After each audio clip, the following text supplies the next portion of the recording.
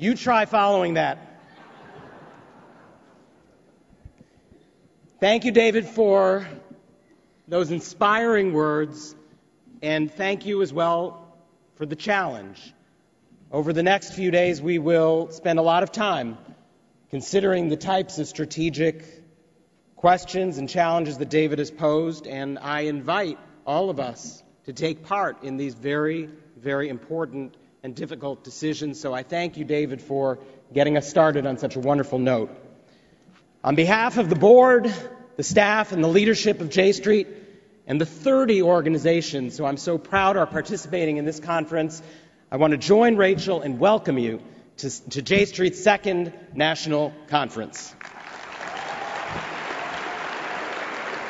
I'm very grateful to David for acknowledging our staff, but I would like to take one moment to acknowledge the tremendous work and the endless hours, believe me, truly endless, that Rachel and the entire J Street staff have put into this amazing event. This has been a true team effort. I'd like to ask the J Street staff to stand, and I'd like you all to give them a brief thank you from all of us.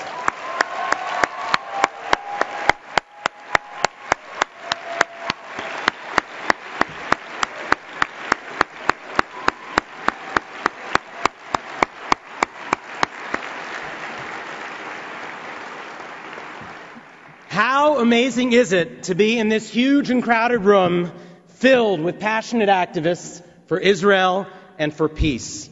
I love that I see in this room both the veterans of decades of hard work in such stalwart organizations that I am so proud to be a part of, as the New Israel Fund and Americans for Peace Now, sitting next to all the newer faces who are just getting engaged in this work for the very first time. What a statement it makes about the emergence of a liberal political voice on Israel in the American Jewish community, that over 2,000 people are joining us here over the next 2 days. What a statement our movement makes today at over 170,000 supporters. What a statement that we now have a vibrant grassroots presence in nearly 40 communities through our J Street local program, and thousands of students engaged in J Street U on over 50 campuses and universities across the country. What a statement. What a statement that we are joined by nearly 100 rabbis who are part of our 600 rabbis that are part of J Street's rabbinic cabinet. And what a statement that J Street PAC is today the largest pro-Israel political action committee in the country. Believe me, the statement we're making is being heard. Our voices are being heard, and I salute all of you who have been a part of this amazing accomplishment. When we set the date for this conference over a year ago, who knew what an historic moment we would be coming together at? Who knew we would be living through history, exhilarated at the sight of people claiming freedom and dignity from oppression and tyranny, yet wary of the danger and uncertainty of this moment? Our thoughts are with all those people across the Middle East who are putting their lives on the line today in search of a better future for themselves and their families.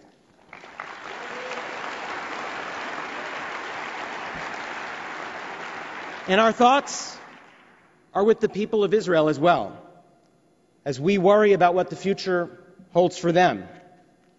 We came to J Street because of the deep sense of urgency that we felt over the need for the two-state resolution to the Israeli-Palestinian conflict that David spoke about. We know in our hearts that it's not just the status quo in the Arab world that is bound to change. It is the status quo between Israel and the Palestinian people that has to change as well. The events of recent weeks only convince us more deeply that now is the time for a serious and a sustained effort to secure an agreement that provides for a democratic homeland for the Jewish people living side by side in peace and security with a democratic homeland for the Palestinian people.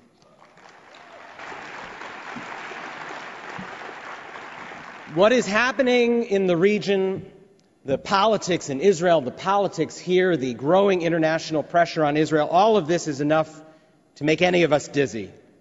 And doctors, and I'm sure there's a few in the house, tell us that the best thing to do to get your bearings when you're feeling dizzy is to pick a fixed spot on the horizon on which to focus. That's not bad political advice for the pro-Israel, pro-peace movement either. We too need to keep our eyes fixed on the fundamental principles that guide and shape our work. So as we head into 3 busy days and into some critical months ahead, allow me to reiterate the core principles that guide the course that we follow. First, we reaffirm our commitment to and support for the people and the state of Israel. We believe that the Jewish people, like all other people in the world, have the right to a national home of their own, and we celebrate its rebirth after thousands of years. We marvel at Israel's accomplishments and at its position at the forefront of global innovation, technology, medicine, and so many other fields. We value and we share the democratic principles on which Israel was founded and that have guided the country for 6 decades, even as we acknowledge the threats and the challenges to its democracy that seem to grow by the day. We understand that Israel does have real enemies, and we defend its right to live in security and peace within recognized boundaries and with international acceptance. In times of true need, against those who mean it harm or aim for its destruction, make no mistake where those in this movement stand. We are passionately and unapologetically pro-Israel. That is our first principle.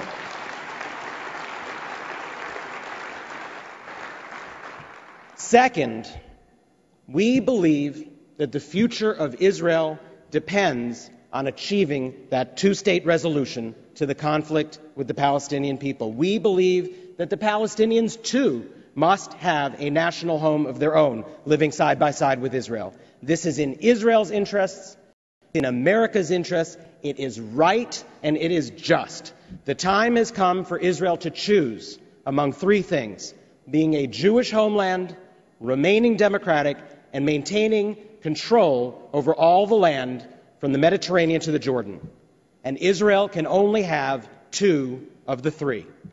It can only be Jewish and democratic by giving up the land on which a Palestinian state can be built in exchange for peace.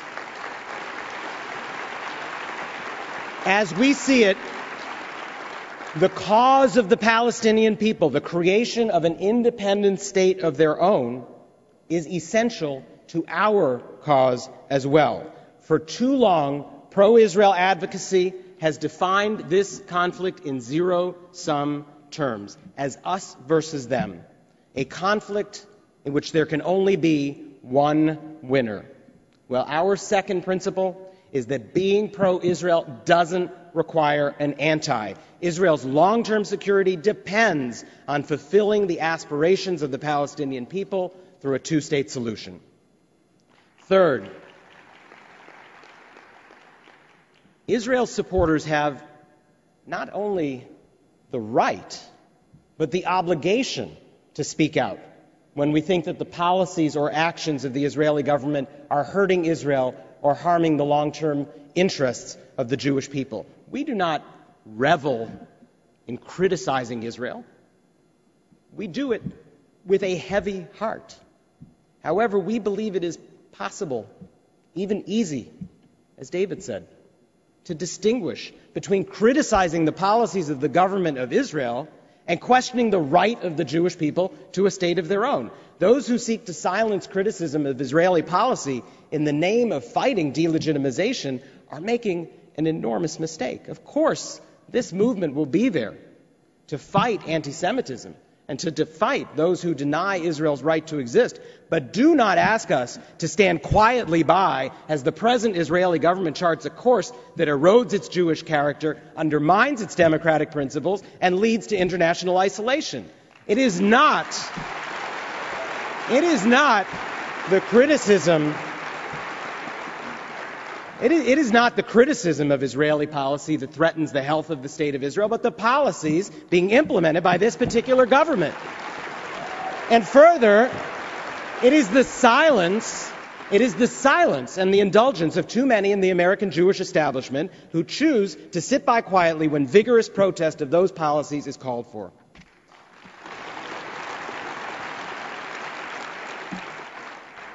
As a fourth core principle, we believe that vibrant but respectful debate over Israel benefits the American Jewish community. The debate over Israel in our community stirs deep emotions and passionate arguments, and well it should, but this is nothing we cannot handle.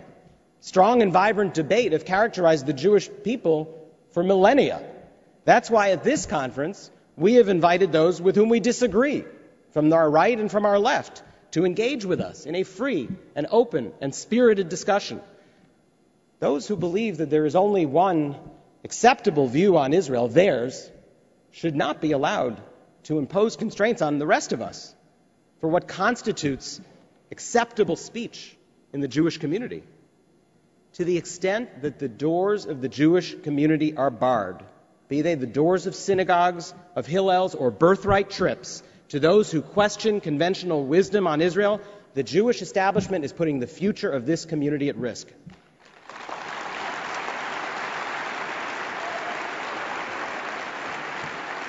The attacks on those of us who hold non-conforming views, they partly explain why the younger generation is distancing itself, not simply from Israel, but from the traditional institutions of the community.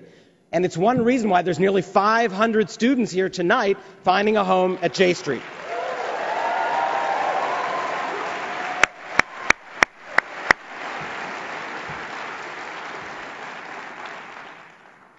There is a comparably dangerous effort to shut down debate and dissent taking place in Israel today. That's why I and we are especially appreciative of the 5 members of Knesset who have joined us here tonight, demonstrating true political courage by standing up for our shared principles and our common interest in a two-state solution. I'd like to ask members of Knesset Daniel Ben-Simon, Yoel Hassan, Shlomo Mola, Nachman Shai, and Orit Zuaritz to stand, and I'd like to ask you to thank them for standing up for their values and for the leadership and courage in joining us at this event.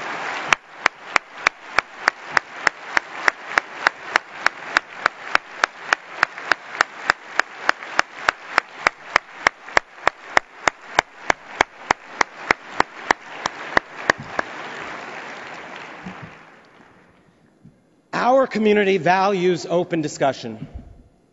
We value hearing perspectives that challenge conventional wisdom in a civil and respectful manner. It is part of our Jewish identity. That's why it makes no sense that for 3 years the leadership of such institutions as AIPAC, the American Jewish Committee, and the Anti-Defamation League have almost uniformly refused, to take the stage with me or with representatives of J Street. That policy is not in the best interest of Israel. It is not in the best interest of the American Jewish community. I urge the leaders of these and other organizations to change their counterproductive approach to our emerging movement, because the only way to contest ideas with which you do not agree is to defeat them with better ideas, not by silencing the debate.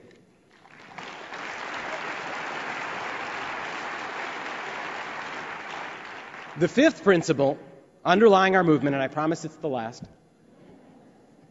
is that we do ground our work in the values on which we were raised.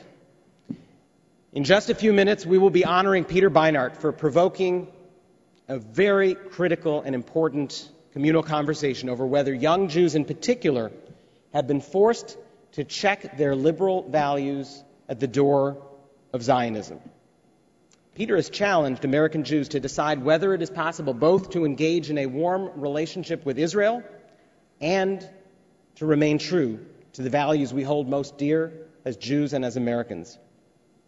This movement exists because so many of us believe that not only is it possible, it's essential. The values on which we were raised, as David enumerated, they're central to who we are as a people. The principle that you don't treat someone the way you wouldn't want to be treated yourself. Basic notions of justice and freedom, the pursuit of peace and tikkun olam, the desire to seek to make the world a better place. These are the values that are central to our identity. They make us proud of our heritage and our faith. And we will, as a movement, give voice to them when it comes to Israel. That's why we are so pleased to open this year's conference by honoring some of those who have shown the courage to give voice to their values. Peter Beinart has done it in his challenge to the American Jewish establishment over the way it relates to Israel. Sarah Beninga and the Sheikh Jarrah activists are doing it by challenging Israelis to stand up to the morality, to face up to the morality of their treatment of Palestinians in East Jerusalem. And Dr. Izzaldin Abuelayesh has done it in turning unimaginable pain and loss into a quest for peace. The truth is, this room is filled with heroes. Heroes who give voice to their values day in and day out. Each of you is a profile in courage. And we don't honor only 3 people tonight. We honor all of you for the courage you show in fighting for what you believe in, for fighting for a 2-state solution, and for more open debate in our community. So even as the world and the events we experience whirl around us at a dizzying speed, it is our values and our principles that ensure that our feet stay firmly planted in the center of the Jewish community. And it is from that center that we will lead. As students on campus, as rabbis from the pulpit, as voters and citizens in our communities, we will lead. We will lead toward a 2-state solution because we care deeply about Israel's future and sympathize with the right of the Palestinian people to freedom and dignity. We will lead toward greater freedom in American politics to talk about Israel in the Middle East because it is in the interests of the United States. And we will lead toward a more open conversation and vigorous debate about Israel because we care about the long-term health of our Jewish community. This is our mission, this is our calling, and it is the reason for the tremendous growth of our movement. I welcome you again to an exciting 3 days, and I thank you for joining us at such a critical time.